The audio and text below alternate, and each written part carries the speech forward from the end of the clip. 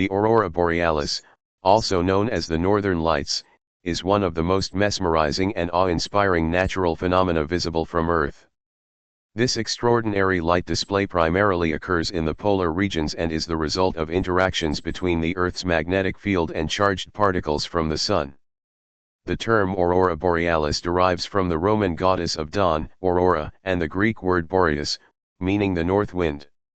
It is the northern counterpart to the Southern Lights or Aurora Australis, which occurs in the southern hemisphere. The science behind the Aurora Borealis. The Aurora Borealis is a visual manifestation of the complex interaction between the solar wind-charged particles emitted by the Sun and the Earth's magnetic field. The Sun constantly emits a stream of charged particles known as the solar wind. When these particles reach Earth, they are funneled by the planet's magnetic field towards the polar regions, where they collide with the gases in the Earth's atmosphere. These collisions excite the atmospheric gases, particularly oxygen and nitrogen, causing them to emit light.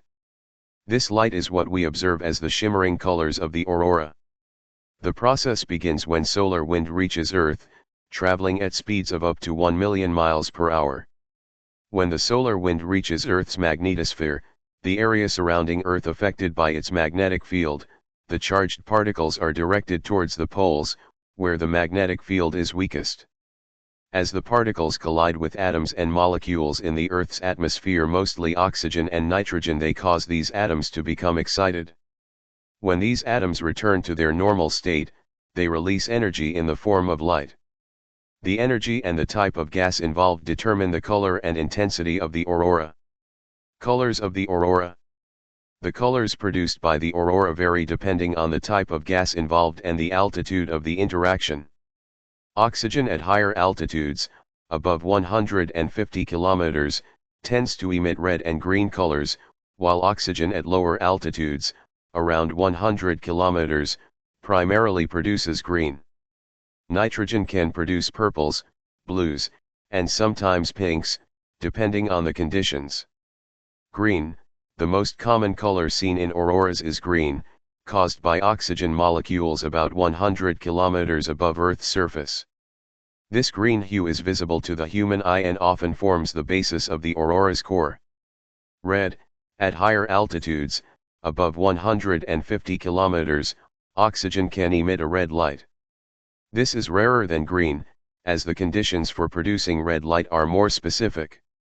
Blue and purple, these colors are produced by nitrogen molecules, particularly when the aurora occurs at lower altitudes or when the solar wind is especially strong. Nitrogen interactions with charged particles produce purple and blue hues, sometimes combining with green to create a mixed display. Yellow and pink, though less common, these colors are sometimes visible when there is a high concentration of both oxygen and nitrogen at varying altitudes. Geographical location and viewing conditions. The Aurora Borealis is most commonly seen in high-latitude regions near the Arctic Circle, including countries like Norway, Sweden, Finland, Canada, Alaska, and Russia. The best times to view the aurora are during the winter months when nights are longest, and the skies are darkest. The aurora is most intense around the equinoxes in March and September due to the tilt of the Earth, which brings the solar wind more directly into alignment with the Earth's magnetic poles. While the aurora is primarily a phenomenon of the northern hemisphere, the southern hemisphere also experiences similar displays, known as the Aurora Australis. However, the best places to see the Aurora Australis are in parts of Antarctica, southern Australia, and New Zealand. The aurora is also more likely to be visible during periods of heightened solar activity. The Sun goes through an 11-year cycle of solar activity, known as the solar cycle, where periods of high activity, solar maximum, result in increased auroral displays. During the solar maximum, solar flares and coronal mass ejections are more frequent, leading to an increase in solar wind that can enhance the aurora. In contrast, during the solar minimum, auroral displays tend to be weaker and less frequent. Cultural significance and myths. The Aurora Borealis has fascinated humans for millennia, and many cultures have woven myths and legends around the phenomenon. In ancient times, people often interpreted the northern lights as supernatural occurrences or omens. In Norse mythology, the aurora was believed to be the glow from the shields of the Valkyries, female warriors who rode to Valhalla, guiding fallen soldiers. The lights were seen as a reflection of the grandeur and power of these mythical figures. In Finnish culture, the aurora is called revontulet, which translates to fox fires. According to one popular belief, the lights were caused by a magical fox running across the sky, brushing its tail against the snow, causing sparks to fly up. In Inuit traditions, the aurora was seen as the spirits of the dead playing games in the sky, and sometimes it was thought to be the dance of the souls of the departed. For indigenous groups living in the polar regions, the Aurora Borealis was not only a source of wonder but also a signal. Some cultures believed that the lights were spirits of ancestors, or they were viewed as either a good omen or a warning. Modern understanding and impact. Today, we have a much clearer understanding of the Aurora Borealis, thanks to scientific advancements in space weather and atmospheric research. Studies of the aurora have provided significant insights into space weather phenomena, the Earth's magnetosphere, and solar-terrestrial interactions.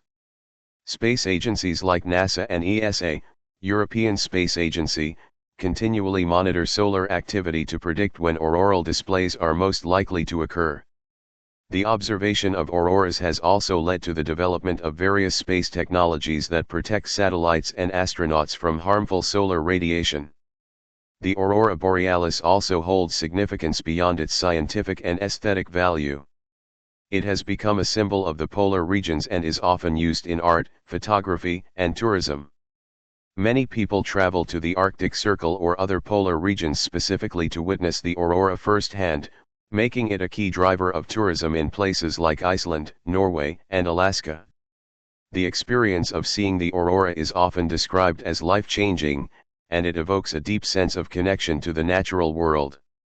In addition to its visual beauty, the aurora can also have a practical effect on Earth. While the aurora itself is harmless, the solar storms that create it can sometimes cause disruptions.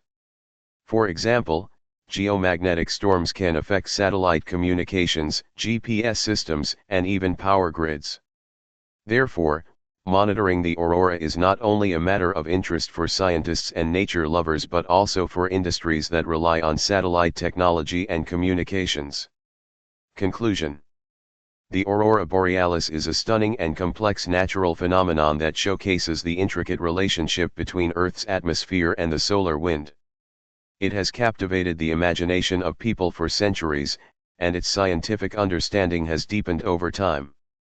The lights themselves are a product of the interaction of charged particles with the Earth's magnetic field, and their colors and shapes can vary depending on a range of factors, including solar activity and atmospheric conditions. Beyond its scientific significance, the aurora holds deep cultural importance for many indigenous peoples of the polar regions and continues to inspire awe in those fortunate enough to witness its beauty.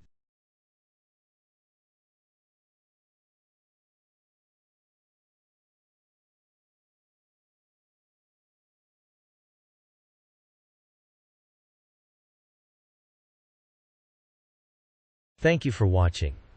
Please subscribe our channel.